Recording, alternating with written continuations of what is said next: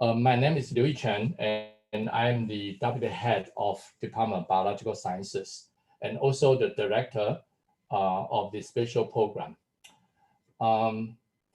Given the situation of a COVID, it's getting very difficult. So I first like to wish everyone stay healthy and your family very well as well. Okay, so today's webinar, my colleague, Dr. Lin Zihan and Robert Liu and I would like to share with you the very special integrated science program at NUS. Since this program is so special, we call this program Special Program in Science. Okay, so, and today our exciting topic would be, you can see the topics, breakout mode, reshaping scientific inquiry in undergraduate students. Okay, let me move to the next one. Okay, so the content will cover, I will give you a very short, brief introduction. I would like to leave more time for my colleagues and show you the content of this special program. So Robert will cover what are the characteristics of a scientist and researcher. And then Zihan will talk about shaping scientific inquiry with the SPS curriculum, and ending by share with you the photonic relationship between the science. And we have a short Q&A sections. So what is the special program in science? The special program in science is an integrated science program established in 1996 and by our current president, Professor Tan In Chai, when he was a dean of faculty science. So given its 24 successful years, SPS indeed is the oldest and one of the most successful program at NUS. And SPS provide a very enriched environment to follow students' passion for science and learning. And by using the integrating and also interdisciplinary approach, we allow students become very creativity, and also we provide and we equip students with research-based thinking and also critical thinking, and even with the strong communication skill and also active peer learning experience. So to many people, even our students, think SPS is an elite program. Indeed, it's not. So whom are we really looking for? Every year, we take 40 students from across the faculty, means the student background comes from physics, chemistry, and life science, and some of them from chemistry, from math and computational biology. We are looking for students who are passionate in their respective major, and also open-minded. Most importantly, they like to do science, having fun as well. So this is indeed our particular student we are looking for. Okay. So we are lucky to have a very strong teaching team and also very integrated background. As you can see, myself from biology, life science, Chameka and Zihan from math and physics background. Robert also from biology. Linda has the chemistry background. So we have very rich research background and also have been teaching for several years. This build a very strong team, and Zihan and also Chameka are also the faculty and university teaching award winner as well.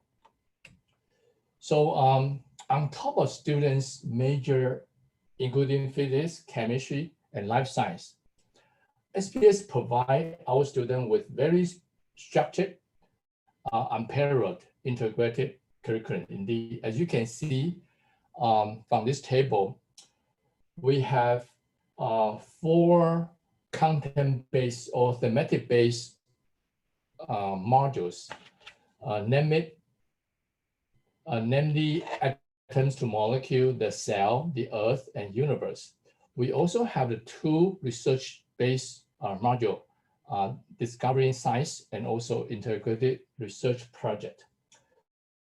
So all these 6 modules equip our students are be able to cope with many research topics. And when students come to the 3rd and 4th year, the senior year, SES provide a very unique so-called mentorship. And our SPS students have the opportunity directly involved and participate teaching, even marking with the student project. So this is very unique from many other programs. So let me taking you very briefly through our SPS learning journey, taking you as a new student, okay? So when the student come in from day 1, they were taking a module called atom to molecules. As you can see, it's very atomic scale from very, very small things. Then another module they have to take in the 1st year, they call discovery science. And discovery science is a module with particular emphasis on literature review and also research methodology and also scientific ethics. And in the same time, we also teach our students with the scientific communication skill, presentation, viva, also proposal writing, for example, and preparing our students be able to conduct original and interesting research topic for the later years. SPS particularly emphasis on computational skill and coding skill. All our students have to take 1 year of program skill, for example, Python. Python is our key component for computing. So in addition to Python, and our SPS student will be explore and using the many different software tools throughout their SPS journey. Come to year 1, 2nd semester, and the year 2, semester 1, our student will take the cell. I'm not going to talk about the detail of the content because Robert and Zihan will cover and give you a snapshot of how we're using a specific topic to emphasis on multi and interdisciplinary science together. So then the year 2, sem 1, student will take the year 1 proposal and join a lab as a group. So this will provide our student with the first experience in working in an independent research lab and also have the hands-on experience. So the last 2 modules our students need to read is the Earth and the universe. As you can see from atom to molecule, the cell, the Earth, and universe actually will be going bigger and bigger. So, but you can see from Zihan and Robert's talk will give you more detail in this contents. Okay. The SPS also provide very different pedagogy for and also the assessment. As I mentioned earlier, our mentor, our senior student were involved in teaching and learning, involving students' project. So indeed, the mentor can direct involve in a small group experiment and also project. As you can see from our picture, some of standing student actually the mentor. In addition to that, SPS do not have the regular written exam assessment.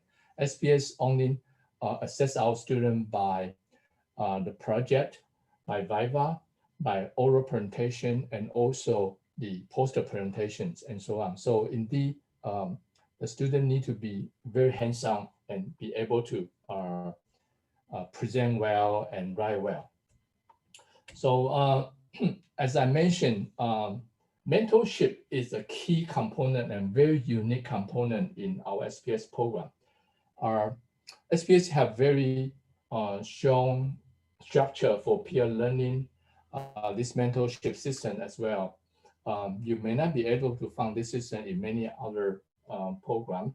So our student, when they reach the 3rd year, they can be a junior mentor. The 4th year student, they get more experience, they can be a senior mentor. And these 2 group of students join the small project in class teaching. As I mentioned, also they even marking students project. So when students graduate, they haven't finished yet. So once you be part of SPS, will be whole life as a SPS family. We bring our graduate student come back for research for the talk and also join the teaching as well. So you can see SPS indeed is just like working as a family. So of course, everything we have good structure. We also have the very strong support from our faculty of science as well. As you can see from picture, SPS have our own SPS seminar room. We have our own small library. And in that interaction or launch or discussion space, we have many, many corners that can let our students to have many opportunities to share their project, they discuss their idea and brainstorming as well. So this indeed is very privileged the space as well. In addition, we also have our own wet lab. This wet lab are quite well equipped with microscope and PCR machine. Even that we have the AFM machine, so that allow our students to do some independent small project as well. So I only give you a very, very quick and snapshot for SPS. I would like to keep most of the time for my colleague. So now I'm going to pass my time to Robert. He's going to talk about what are the characteristics of a scientist and maybe research as well. So this is a center theme for SPS, how we train our students as well. So, okay, thank you very much. I will see you later in the later session. Thank you. Thank you, Prof. Liu. I will now share my screen. Yes.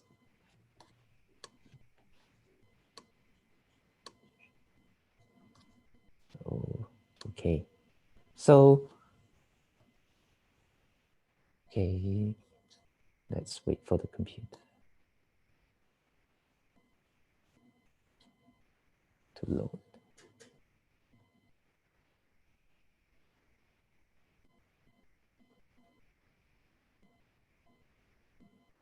Okay, thank you, Prof. Liu, for the introduction. So the thing we would like to share in this section is we ask ourselves, what are the characteristics of a scientist or researcher that we would like to train now?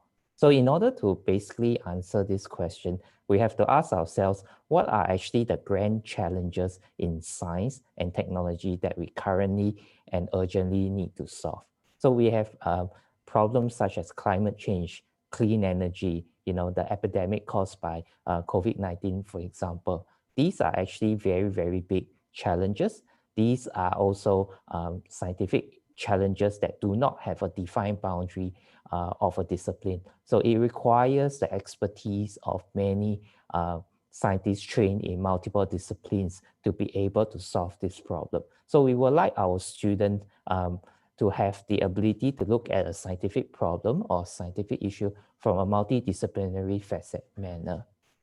As I mentioned, these grand challenges are actually very, very, very big problem. They can't be solved by one person or one country or one group alone. So teams of scientists must work across institutes, cities, countries, to be able to solve this problem as well. So we hope that by getting our students through the SPS curriculum, they actually develop skill sets to be able to work with, engage with other scientists from other disciplines. Okay, so that is actually a very key mark of our program as well. So given that these are also very big challenges that lots of people are working on at the moment, we are also collecting data at a very, very fast pace. So we have lots and lots of data, but we would need to be able to develop computational driven methods to be able to make sense of these data. So a very key components that we like to inculcate into our student is to be able to use computational methods and skills to actually make sense of big data sets as well. So as Prof. Liu mentions, we actually recruit students from all disciplines of science. So this is just a picture, okay, just a snapshot of diversity of our students. As you can see, they come from various disciplines, various countries as well. So by getting this group of, let's say, students together, and by putting them through the integrated science curriculum, we hope that we actually hope that this group of students over time, over the 2 years they spend, initially they spend with us, develop the skills to actually work together in a multidisciplinary manner as well. So given that we have a strong emphasis on multidisciplinarity, our modules are not based on disciplines. Our modules are actually based on thematic purposes.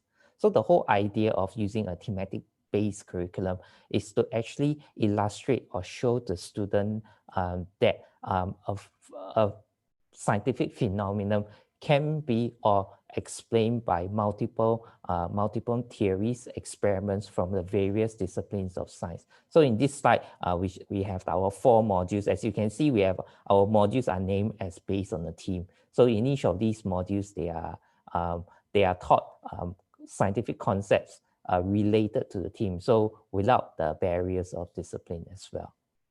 And of course, we also have a very small teaching team. Prof. Liu mentioned that we are multidiscipline. So this small teaching team works together to teach the students. So hopefully with this ingredient in place, we hope that students will be, after going through some of these integrated curriculum, will be able to explore interdisciplinary research work. So in this slide here, I just want to show you an example of this piece of research project that a group of students did. So this group of students, they were interested in understanding how neighboring cells push out a dead cell in the middle of a cell sheet. Okay, so if you can imagine this, you have a huge layer of cells. You have one dead cell in the middle of the layer, and the side cells are trying to get rid of these dead cells. Okay, so they were interested in understanding how much force the neighboring cells were pushing on the dead cell to force it out as well. So the project involves the use of traction force microscopy that looks into how to measure forces as well. So this, as you can see that here in this example, the students are using a physical-based concept like force to explore a biological problem or question as well. So students actually work directly with the PIs. They are expected to be self-directed in their research work. And we hope that by interacting or working in the PI lab, they actually will gain valuable hands-on experience in interdisciplinary research as well. So as a lot of our students, do scientific research, communicating scientific findings and concepts to a broad range of audiences becomes a very important part of the characteristic. So in our program, if you can see on the montage photo on your left, you can see that these are some snapshots of poster sessions, oral presentation session in which the student presents the results of their scientific research to their peers, to the senior students, to SPS staff, and to the PIs as well. So this part is actually probably the highlight of the SPS student career. Of course, beyond just presenting research to their peers, they are also involved in outreach. So on the 2 photos on the right, I have SPS student participating in this outreach program, Pine of Science, where they actually go to a hawker center and explain scientific concept to a broad range of audience, such as your regular adults, your school kids as well. So with that in mind, how do we actually translate the characteristics that we have in our curriculum? So with that, I'll pass my time to Zihan, who will do the next section. All right, thank you, Robert. Let me share my screen.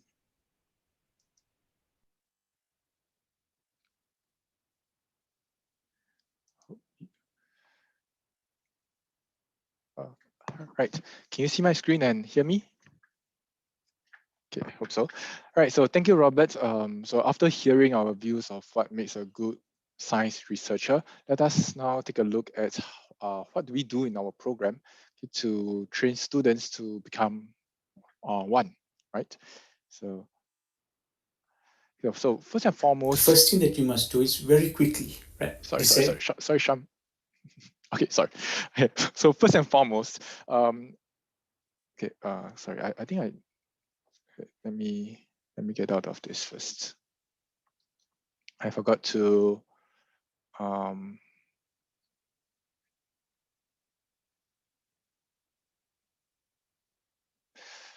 share the audio. So let me do it again. Oh, I did. Okay, sorry.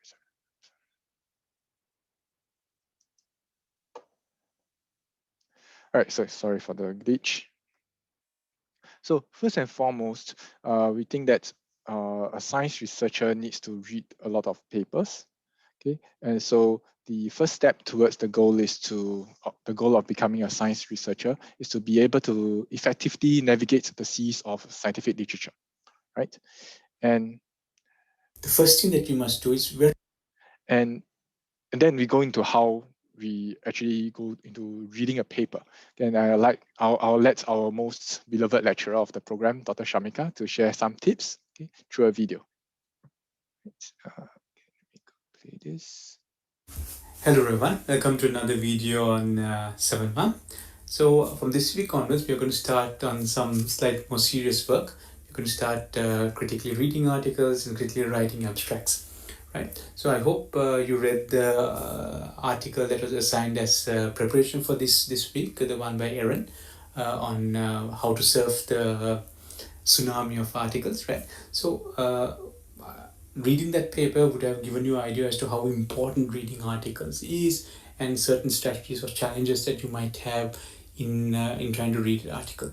So what we are going to do this week is to give the whole class one paper and ask you to read it, so that and for you to focus on developing the skill of reading how to read an article well and efficiently with the help of your group mates and your mentors, right? So if you go to the website, we have some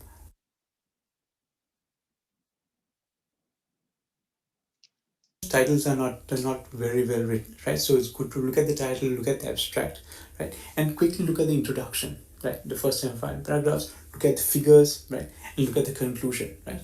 All with the idea. So this is not a thorough read. Just quickly go through to figure out whether you want to read the paper thoroughly.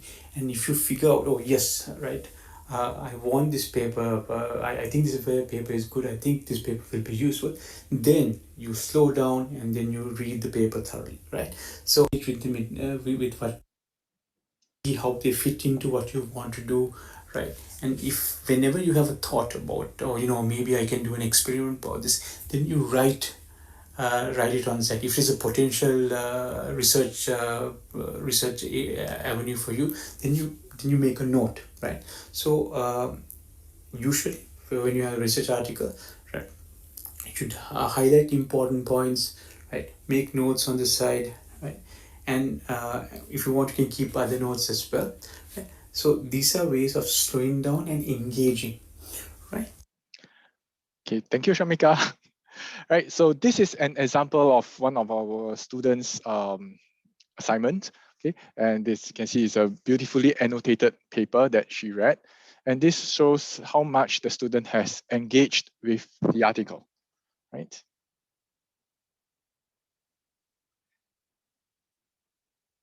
Right, and we all know how hard is it to understand a piece of research paper.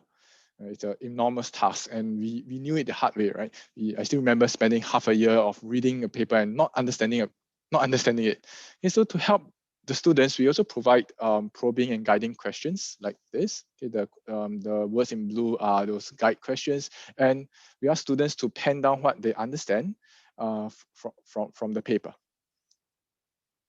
Okay? And it is important that they don't do it alone. Okay, we have this system of support where we have a student body called we call it the student mentors, and these mentors are basically senior students of the program, and after graduating from the program, they come back to help their juniors for this task and many other different tasks as well.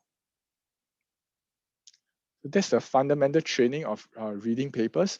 The next thing we do is to develop computational training, okay, thinking training. And right now we use mostly Python for computation. And the first step to train our students in this is to impart them with the basic skills first. Okay? Basic skills of coding, such as doing for loops, writing if-else statements and such. Right? And then we go on to solve problems. Okay, so shown here is something called the, let me just turn off the volume. Okay, shown here is something called the three-body problem. Or more specifically, in this case, we have two suns, okay, a yellow sun and the orange sun, okay, orbiting around each other. And we have a planet that's dancing around the yellow sun. Okay, while the other two planets do their own dance around each other. Okay, let me play a little bit faster. Okay, so the planet was happily dancing around one of the sun, and at some point in time, soon, you can see that the planet decides to switch partner and dance with the orange sun instead. Right. So this is an example of what we do in our we do in our computational thinking training. Okay, for them to solve problems like this is it's a famous problem called the three-body problem. Right. Right. So how do I go on to the next slide? All right. Sorry. Okay. And in this era of the COVID-19, right, the population dynamics of disease infection is close to heart to everyone. So we use computational methods to try to understand the disease, the spread of disease in a simplified model. This is called the SIR model, right? So it can be quite easily solved using a rather short few lines of codes, right? And this is this is very, very relevant to this era now. Right. Okay. So the next thing we try to do is to build teamwork. Okay, we want students to come together in teams, and we think that a good way to build teamwork is to throw them a difficult problem or project, so that they will all suffer together and learn together. Okay, and the emphasis is together, right? So I'll use the field trip to the St. John's Island as an example. Okay, where students would do a project at the Tropical Marine Institute. The St. John's Island is an island at the southern part of Singapore. A small little island, protected island. And they do a lot of teamwork, right? And they work very, very hard from day to night on the boats in the shore, from outfield to the lab, right? So, and after that, they will come back to the rooms to discuss, feedback, and present. Okay, and through this, a sense of bonding is born between a sense of community is born between the students, and they all learn together. And this is we thought it's a very valuable learning experience for them. Gone are the days where scientists work alone, right? And many problems that we do are not targeted to specific disciplines of science. This is something that Robert has brought up earlier as well.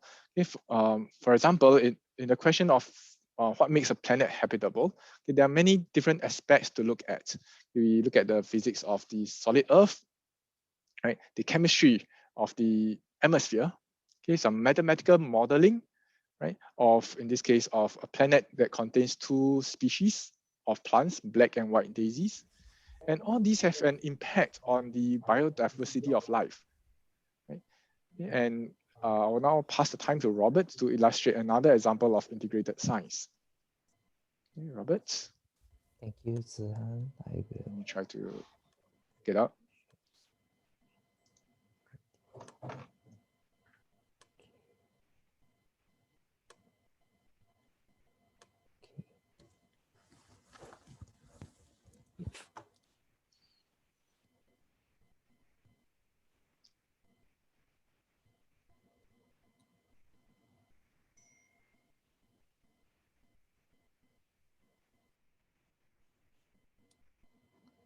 Okay, thank you, Zihan. So I just want to give another example of how we use problem-based questions in integrated science learning. So the way we try to do in our module is we ask a question. Okay, we need to probably ask a very interesting question. So in this case, in one of the modules, I ask the interesting questions. What are the minimum components and parts that you need to build a lifelike cell? The keyword is to build though. So what parts, what components you need to assemble a lifelike cell? So it is actually a very big question. There are many aspects to that question. So in order to help the student learn, these big questions will then be broken down into several smaller questions in which the students will explore each of these smaller questions over time. After which, at the end of the semester, we come back and we ask the same question again. So based on what have they learned, based on what they've learned from the lecturers, the mentors, based on what they've researched, we ask the question again. So what are the minimum components and parts that you need to build a lifelike cell? Okay, so this is a very wordy slide, just to give you how we broke down bigger questions to smaller questions. So simply the bigger question asks, how do you build a cell? So in order to answer that question, you want to have to think about, so how did the first cell came about in the beginning of time? You know, how did the first cell came about? So that questions will lead into, you know, disciplines of earth science and chemistry.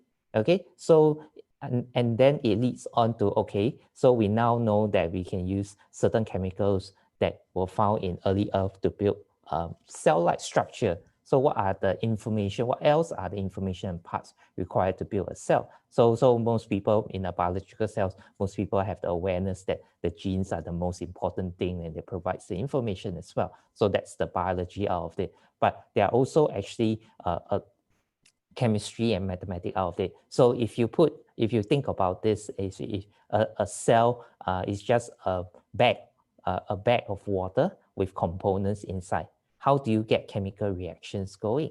Okay, so you have things like enzymes. How did the first enzymes came about to get chemical reaction going? Okay, to build chains, monomers as well. So we can also do some mathematics to actually estimate the rate in which the chemistry happens.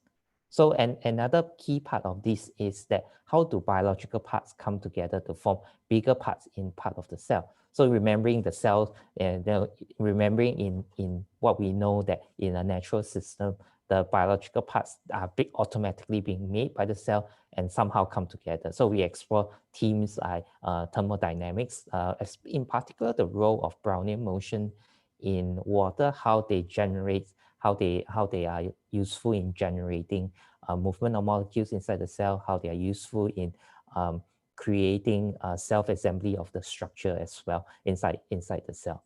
So if you think about it, the cell also does not live in an isolated environment. How do that particular cell respond and change to changes in the environment? So in this case, we're talking about the concept of chemotaxis, which is the movement of organisms towards a food source and the movement of an organism away from let's say a repellent or danger as well. So how does the cell actually able to take in a chemical or physical signal, process it using biological parts, and then put an action to it as well? So this part covers a lot of the biology in chemical sensing, the physics in how, for example, how bacteria's flagella generates motion or force to push the body of the bacteria forward as well. And of course, because the bacteria or the cell lives in a liquid-based environment, how does fluid dynamic plays a part as well. So as we go into the era where we know that the environment is changing due to climate change, so we can always ask the question, so okay, if you build all the cells and you have all these responses, so how do actually changes in the environment affect the cell adaptation? Okay, so for example, if I ask the question, if the temperature increased by 5 degrees, 1 degrees, what will happen to the cell? So how do actually cells acquire new information to adapt? So this goes into the concept of environmental science, acquiring new genetic information from other organisms, and how do we use mathematics to actually model this out of it as well. So if you imagine, once you are able to build one cell, and that cell covers all the points that we talked about just now, how do we actually model the growth and the dynamics over time? So in this part, we use simple population dynamics using computational modeling and the mathematics to show that if we know the growth rate of a certain organism, we can use the mathematical equation to predict what will happen to the population over time. So in this case, if you think about it, we can add a constraint inside, say, for example, constraint in resources of food as well. So after the student goes through all of these subunits, we go back and ask the question, okay, so what are the components required to build the cell? Do we know enough to build the cell? If not, how are we going to build the cell? Okay, the students will spend time discussing, writing a paper, presenting out their ideas out of it as well. Okay, so of course, all this curriculum is not just plain discussion. A large number of these curriculum are also based on laboratory work. So this is an experiment that we get the student to do. So the student do this measuring Brownian motion of beads in water. So we use this experiment to ask the student to actually calculate the movement, the diffusion coefficient of the water over time. Okay, so the students so on your right is actually real student work. Okay, the codes that the student write to analyze this video as well. So going back to the point from Zihan that said all the computation skills are used to solve problems as well. Okay, so now that I share with you finish sharing with you how we inculcate those characteristics in those scientists. So towards the end, we'd like to share a case study team. So I'll pass my time now to Zihan, who will share the case study. Zihan? Okay, thank you, Robert.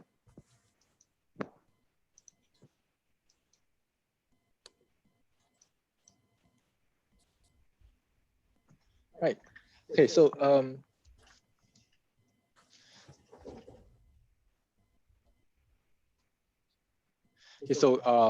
yeah, so this is a case study team that we use in many parts of our modules in the program.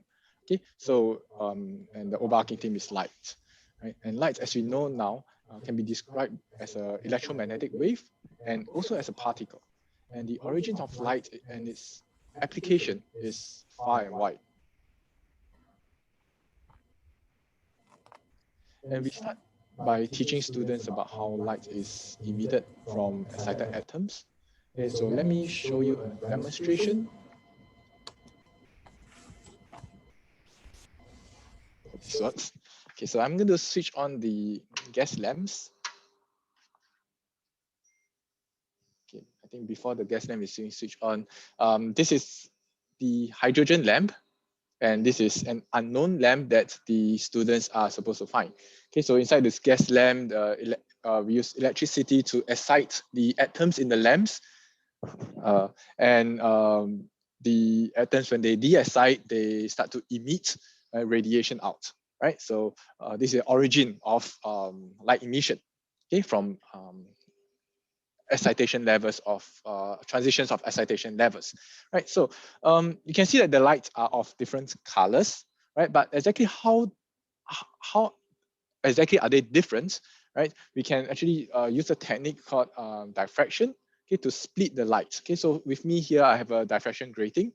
Okay, and this little piece of device can help to split the light into different colors. But before I do that, let me put this thing up. Okay, so that the spectrum do not overlap. right? So I'm going to put this onto the webcam. Right, can you see the lines, the different lines at the sides? Okay, so this is the spectrum of the unknown lamp.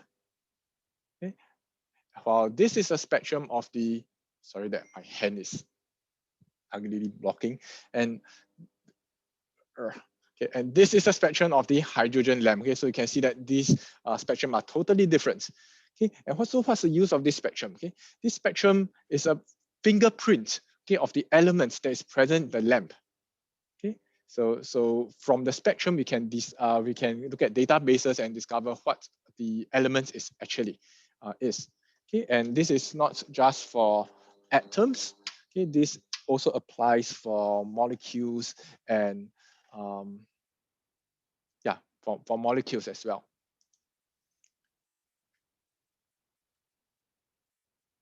Okay, so students will do their experiments. They will use computational methods to clean up the data, to plot it out nicely, stuff like that.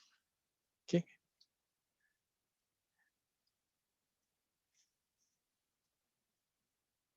Okay, and all we know about everything outside of our solar system comes from the light we receive from them. Okay, so in our program, we have a little telescope where we can actually take the spectrometer out from the lab, okay, and connect it to the telescope. Okay, and now we have we are now able to see the spectrum of stars, and this gives us a glimpse of what stars are made of. Okay, so we ask students to collect absorption spectrum of stars, right? And it's a very, very fun exercise, and where they really go outfield to do this collection of data, right? And I'll now pass time back to Robert, who will illustrate more examples of light-related scientific topics.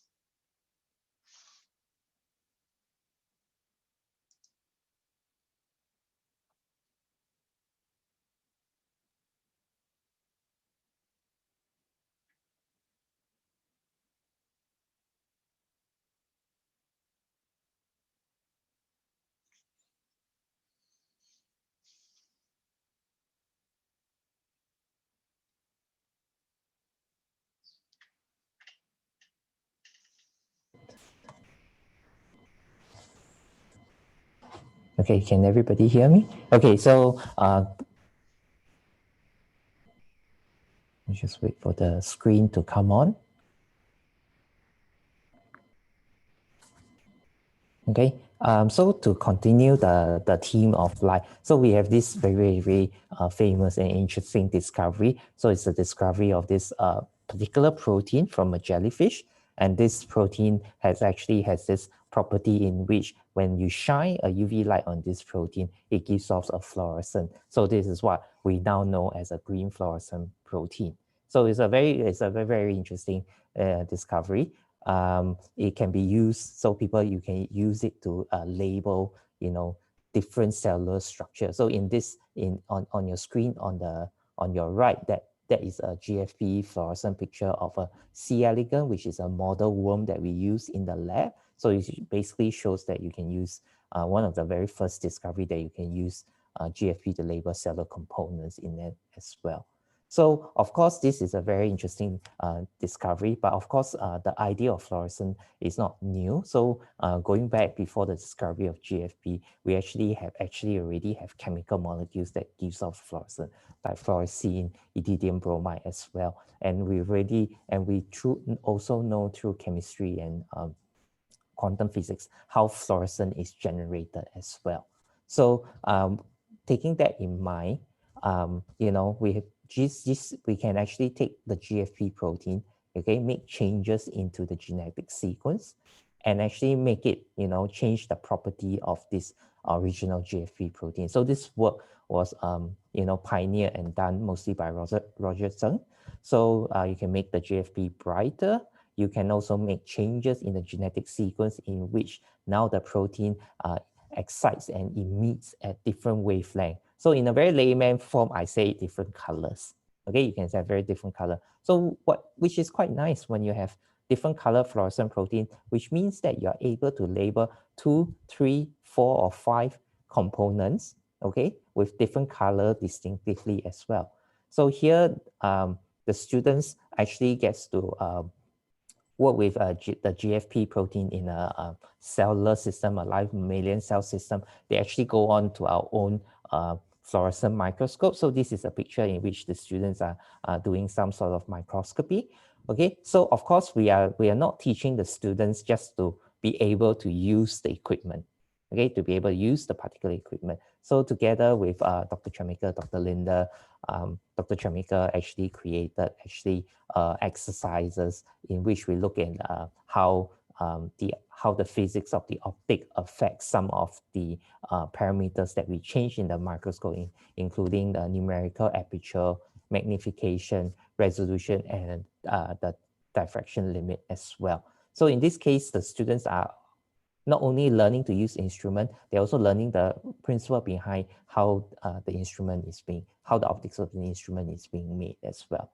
So obviously with two colors, students can take images. So here I just have a live cell image. So you probably, what we will see is you see two colors. You have the green GFP, you have a much fainter red color, which is your M cherry proteins. So what happens when I play the video, what you're going to see is the green, all the green fluorescent will go to the center of the cell.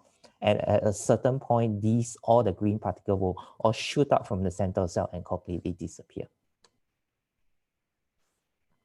Okay, it goes, and then it goes out again. Okay, so students can take the images and then actually can do image analysis as well. So in this case, what the analysis shows that over the time frame, the amount of GFP fluorescence actually decreases. Okay. So having said, or having illustrated this example of what we use in our module, we also, of course, we are not the one to say, to say that our students are very good. So a lot of our recent alumni are actually winners of the NUS Outstanding Undergraduate Research Prize in NUS. So most recently in 2020 is Ravin. So this is him. Okay, so with his FYP report as well. Of course, our students, given their strong interest in research and their strong motivation in doing interdisciplinary research, they also participated in actually many international competition. They've participated in the International Genetic Modified Engineered Competition, IGEM, the INST program as well. So all our students have gone almost every year, and they have always done well from there as well. So we also have alumni. Okay, we have alumni from over the country. Hi, my name is. I'm going to play this video. This video is a video clip from our SBS 20 celebration. So we want just to showcase where our alumni have gone and what they think about the training they receive in the SBS program. Zubaida, many of you know me as Ida. I was an SPS student back in the year 2000, after which I was also a student mentor for another 5 years. And when I was doing my graduate school, I'm currently a research associate in McGill University, Montreal, Canada. And here's wishing everyone a good SPS 20th anniversary.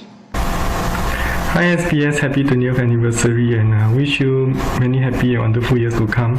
So here I recite a poem written by a friend, which goes as follows. Just woke up and I think of SPS, eat breakfast and I think of SPS, go school and I think of SPS, do my work and I think of SPS, lol. Okay, you can guess who the author is, and have a great evening and enjoy, see you. Studying medicine in Ireland. Happy 20th birthday, SPS. This is Xiaoling from the 1999 SPS batch. I'm standing in front of the Gutenberg Museum in Mainz, Germany right now. This is the city where I'm working at. I think for me, the program has given me a good head start into multidisciplinary research. I would like to take this opportunity to wish the program a happy 20th anniversary and to influence more young scientists to come. Hey, hello everyone, this is Jackson from the 0506 cohort. I am currently a postdoctoral fellow at NASA Goddard Space Flight Center, working on measuring precipitation using satellites and understanding the processes that control it. In fact, right now, I am in the northwest corner of the US in a field campaign to measure rainfall from the ground and evaluate satellite measurements of rainfall. So, from the Pacific Northwest, here's a happy 20th anniversary to SPS. Go. Happy birthday, SPS. My name is Tara. I graduated from SPS in 2010, after which I went out to work as a perfusionist for 5 years. And here I am now, a first-year medical student in Flinders University in South Australia. I feel that SPS has given me a good foundation in research, and not only that, I made a few good friends from the program, and I hope my juniors will enjoy the program as much as I did. Hi, I'm Siu Yi, and right now I'm in the Chemical Physics PhD program at the University of Minnesota. So what you see behind me is the chemistry department building. Okay, so just the video clips allows us just to give you a snapshot of where our alumni are and what they think of our SPS as well. Okay, so with that, we've come to the end of our talk.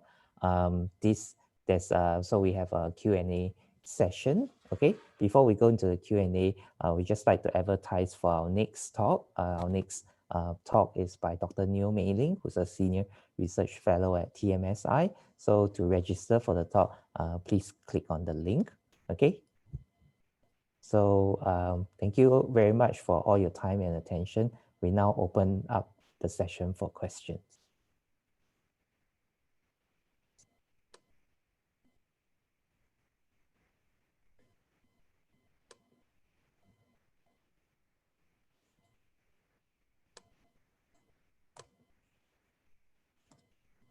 You can ask the question by unmuting yourself, or you can write the question out as well.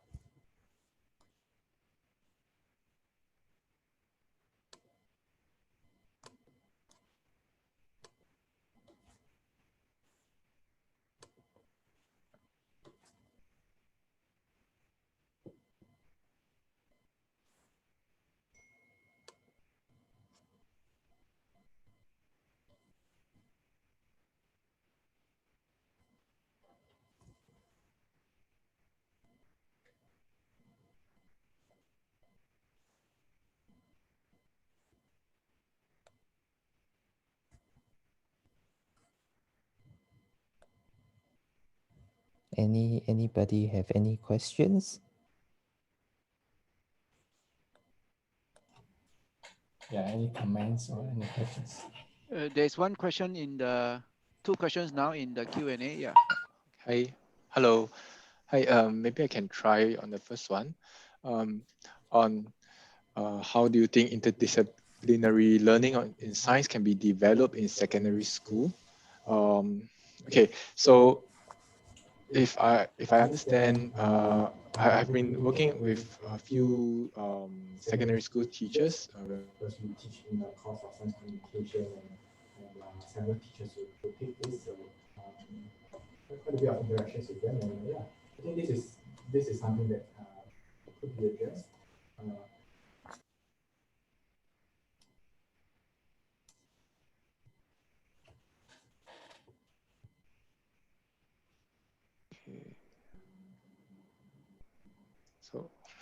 So hello. Maybe I can try on the question on interdisciplinary learning in science developed to be developed in secondary school, right? I think MOE is slowly trying to shift. Correct me if I'm not wrong. Is there MOE's teachers? Yeah, right. Is slowly trying to shift towards something similar to what we are thinking of doing. We have been doing a more thematic approach to science. So looking at science in umbrellas of certain themes, I think perhaps energy, okay, and from there, different aspects of science can come in. Okay, different aspects from different disciplines can come in. So I think that perhaps a thematic approach may be something suitable, right? And yeah.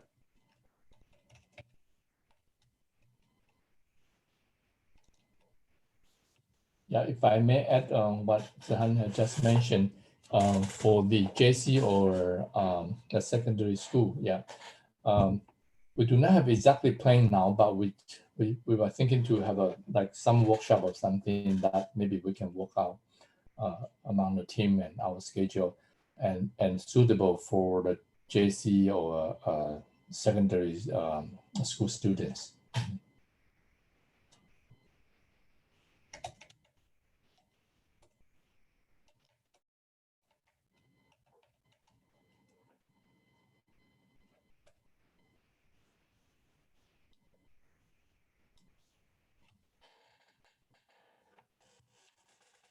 Yeah, I think one of question about how we select, the criteria of selecting students. Okay, indeed, the selection process is very interesting. Because we have a team combined with staff mentor and senior mentor, graduate mentor, and also junior and senior student and mentor together. So we have a 4-5 member at the panel. So we give student an interview, okay, 15 minutes around to 30 minutes in some year. And for recent year, we also ask students to do a short video tape as well to introduce themselves. The key question for us, we usually see whether they can work together with other group as a team, and also what the process of problem thinking. We may give them some science scenario question and ask them to think about it, and they have no open-end answer, but we just want to see how student process of thinking. That's one way we assess a student as well. Yeah. And so this is a criteria. We are not particularly picking so-called very high cap student, but we more like to see the working attitude and also the whether they have a die-hard attitude for research as well. For science. Yeah.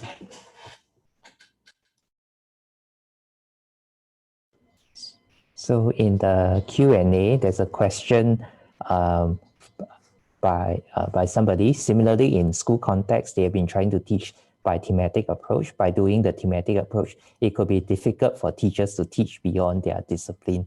And any suggestions on how to improve this? Maybe I'll try to answer that from my own experience.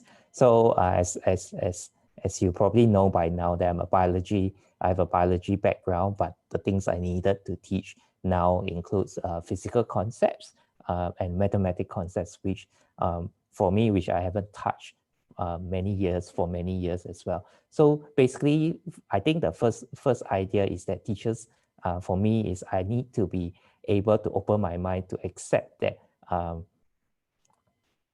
that these concepts are part of understanding the biology of the cell as well. So by being firstly being open-minded, so I actually my personal thing is I actually read books, especially some very nice popular science books in which they talk about how they integrate concepts from different disciplines together as well.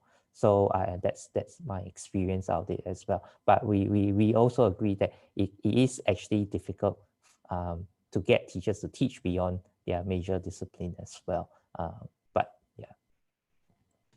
Yeah, if I may add from what Robert had mentioned, yes, this is not an easy task, but as a small team, we usually co-planning our curriculum together. So in the past, we almost have every Friday afternoon talk about the idea and share the material, work very, very closely. So that's why I build a team together very closely. Yeah.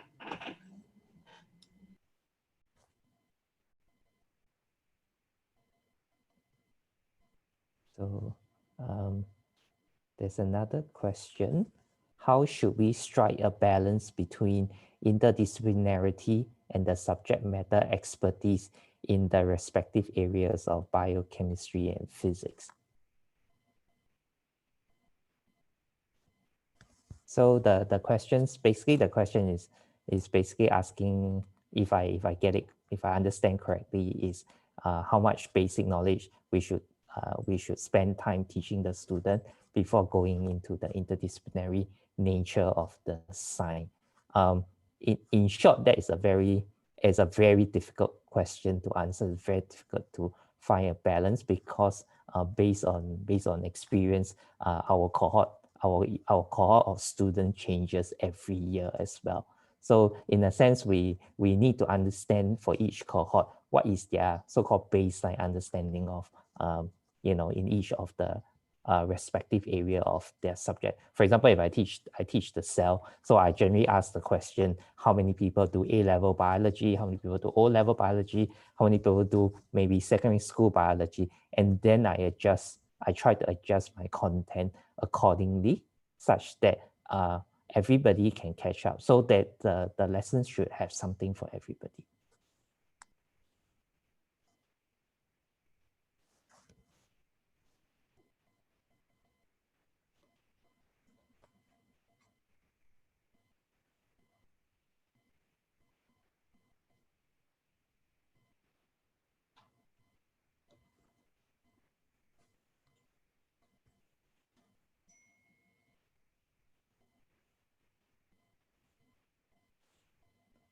Okay.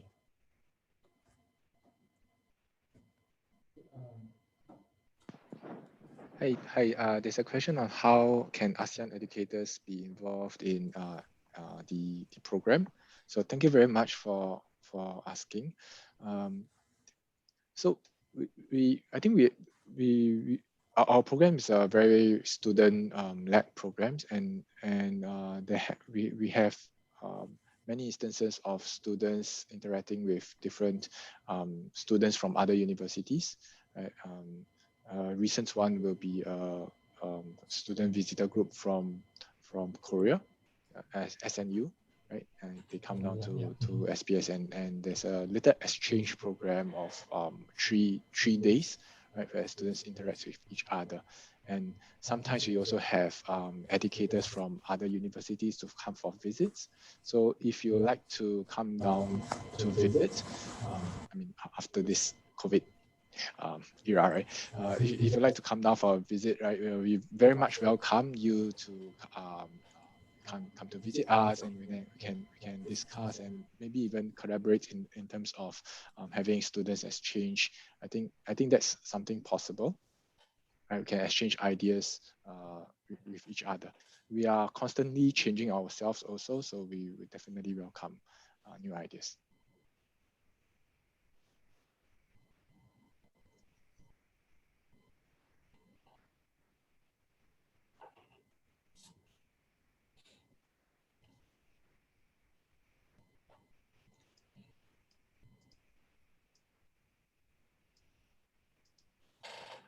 How is this? Okay, there's another question on how is the program different from discipline-based final year projects, and what are the major challenges?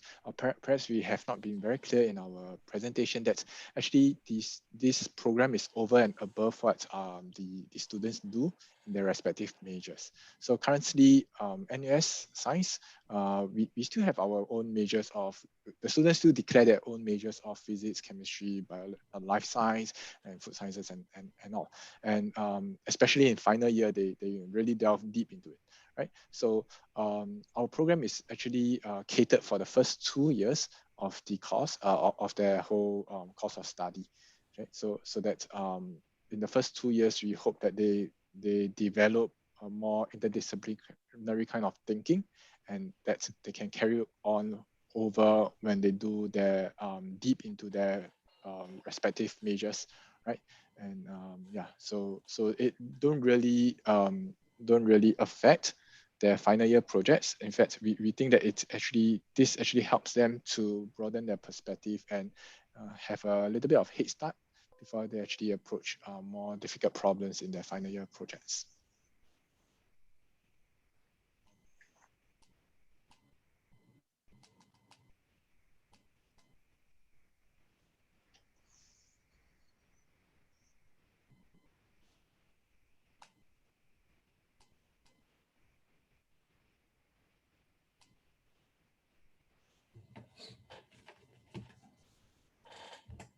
Yeah, indeed, the fundamental training for the first 2 years, just like Zihan mentioned, it actually equip our students very well for the final year project as well. Yeah, so in addition to adding their skill, I think the most important is motivate their interest in doing science. So majority the SPS student will end up, even though 30, 40 students will end up, majority student will take the FYP, the final year project, as their as a path for their major as well. Yes. Mm-hmm.